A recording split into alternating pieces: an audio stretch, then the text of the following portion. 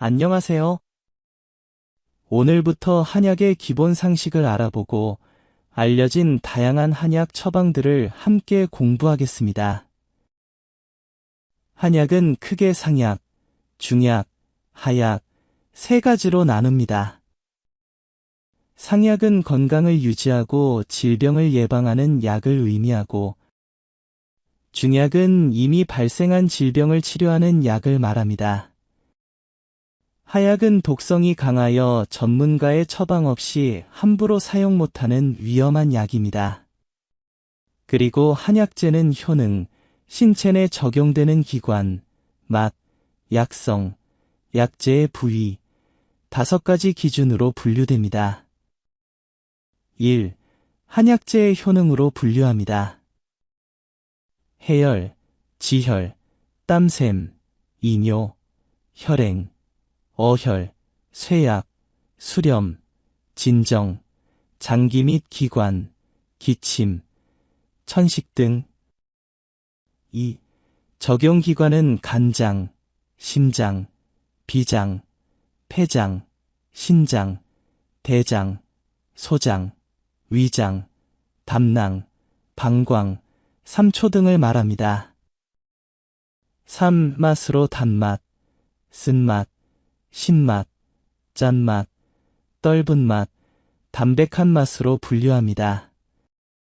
4. 약성, 주로 따뜻한 것과 차가운 것으로 나뉘며 따뜻한 것을 열, 우로, 차가운 것은 한, 우로, 그 사이는 온, 우로 분류합니다.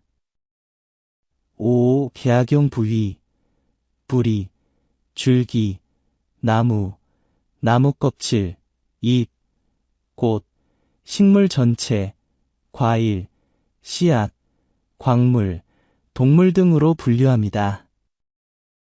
따라서 한약을 알려면 다음과 같이 물어보게 됩니다. 어떤 효과가 있나요? 어디에 좋은가요? 맛은 어떤가요? 몸에 어떤 영향을 미치나요? 약재의 어느 부위를 사용하나요? 다음으로 당뇨병 한방치료 처방을 예제로 한약을 알아보겠습니다. 당뇨병은 한의학에서 소갈증으로 불리며 기인이 비장 기능이 원활하지 못한 것으로 봅니다. 한의학에서의 비장이란 현대의학에서 췌장을 포함시킨 것으로 보나 현대의학에서는 췌장을 당뇨병의 원인으로 규정하고 있습니다. 췌장의 역할은 인슐린 분비로 혈당이 올라가면 췌장의 베타세포에서 인슐린이 분비됩니다. 인슐린은 마치 열쇠와 같이 세포의 문을 열어 포도당이 세포 안으로 들어갈 수 있도록 도와줍니다. 세포 내로 들어간 포도당은 에너지원으로 사용되거나 글리코겐 형태로 저장됩니다. 다음으로 췌장은 글루카곤 분비를 합니다. 혈당이 낮아지면 췌장의 알파 세포에서 글루카곤이 분비됩니다.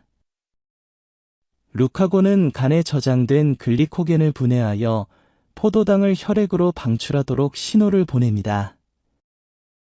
혈당 반응은 우리 몸이 섭취한 음식물 속 탄수화물을 포도당으로 분해하여 에너지원으로 사용하는 과정에서 일어나는 일련의 생리적인 반응입니다. 이 과정에는 여러 장기가 복합적으로 관여하지만 주된 역할을 하는 장기는 췌장입니다.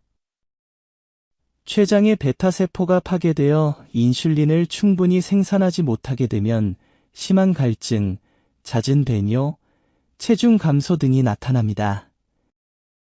이런 증상을 일형 당뇨병이라고 하며 주로 인슐린 주사를 통해 부족한 인슐린을 공급하는 것으로 치료하고 있습니다.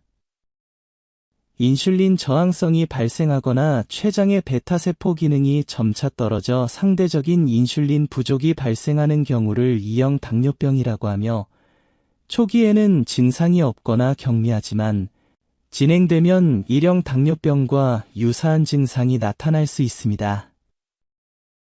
원인은 비만, 운동 부족, 가족력 등으로 보고 있습니다. 이형 당뇨병 치료는 식이요법, 운동, 경구 혈당 강화제, 인슐린 등을 통해 혈당을 조절합니다. 췌장과 당뇨병의 관계를 요약하면 다음과 같습니다. 일형 당뇨병은 췌장의 베타세포 파괴로 인슐린 부족하게 되어 혈당이 올라갑니다. 2형 당뇨병은 인슐린 저항성 또는 베타세포 기능 저하돼 상대적인 인슐린 부족으로 혈당이 올라갑니다.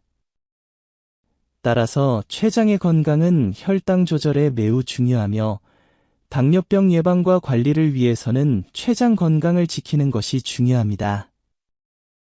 현재 당뇨병은 인슐린과 혈당 조절을 중점으로 치료하고 있으나 한의학은 원인과 증상을 함께 고려하여 치료합니다.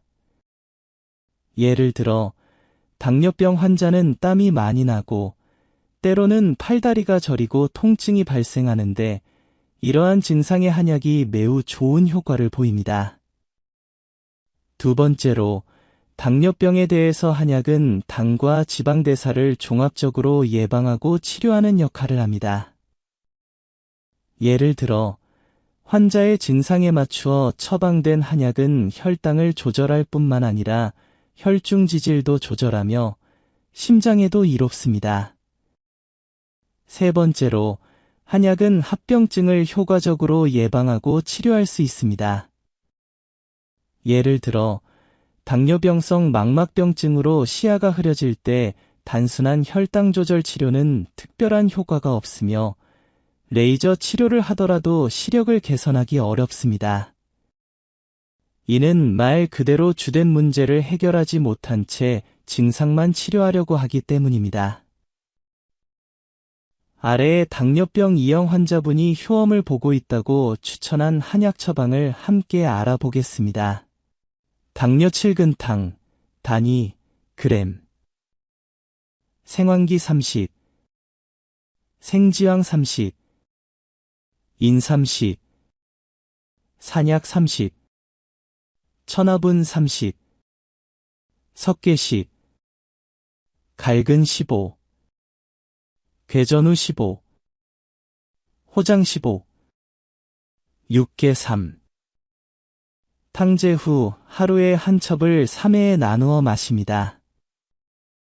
이 처방에서 황기는 상약으로 보약입니다. 원기에 도움이 되어 양기를 살리고 기처짐을 막아줍니다. 비장과 폐를 지켜주며 단맛이 나며 따뜻한 약성을 가지고 있습니다. 황기는 식물의 뿌리입니다. 생지황은 중약으로 열 내림에 처방합니다. 원기를 보충하고 혈액을 차갑게 하며 심장, 신장, 소장에 작용하며 맛은 달고 약성은 차갑습니다. 생지황은 식물의 뿌리입니다. 인삼은 상약으로 명약입니다. 원기를 살려주고 다양한 효능으로 건강에 도움이 됩니다. 비장, 배, 심장에 작용하며 달면서도 쓴맛을 느끼게 되고 따뜻한 약성을 가지고 있습니다. 인삼은 다년생 식물의 뿌리입니다. 산약은 상약으로 보약입니다. 기를 보충하고 비장을 튼튼하게 합니다. 잦은 소변, 갈증, 당뇨 질환에 쓰입니다. 비장, 배, 신장에 작용하며 단맛으로 약성은 평온합니다. 산약은 마라고 하는 다년생 식물의 뿌리입니다. 천화분은 중약으로 열 내림에 처방합니다. 부기를 빼고 고름이 빠지게 하며 열이 내리게 하고 번열을 해소시켜줍니다. 폐와 위를 도와줍니다. 맛은 달고 약간 씁니다. 천화분은 식물 하늘타리 약뿌리입니다. 석곡은 중약으로 열 내림에 처방합니다. 기운을 차리게 하고 갈증을 해소하며 허열을 식혀줍니다. 배, 신장에 작용합니다. 단맛으로 약성은 약간 냉합니다. 식물의 줄기입니다. 갈근은 중약으로 땀샘을 열어줍니다.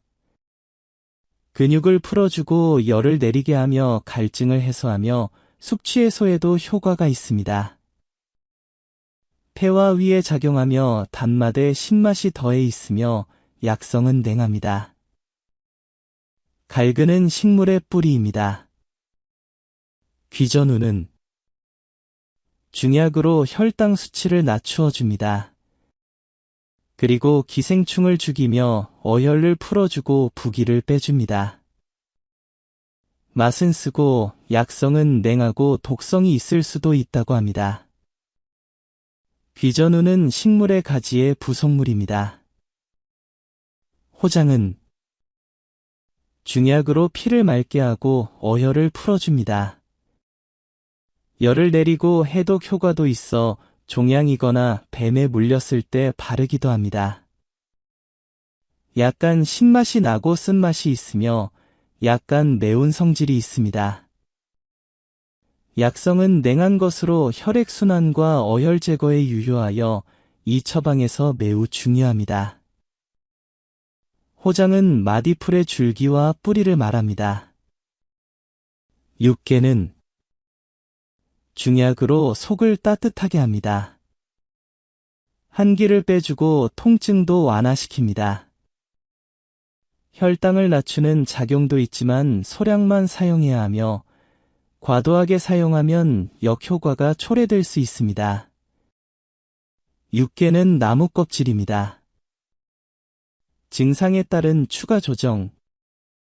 번열과 갈증이 심하면 지모, 생석골을 추가합니다. 허약하고 땀이 많으면 지모, 황백을 추가합니다. 잦은 소변, 상표초, 산수유를 추가합니다. 대변 건조, 맹문동, 현삼을 추가합니다.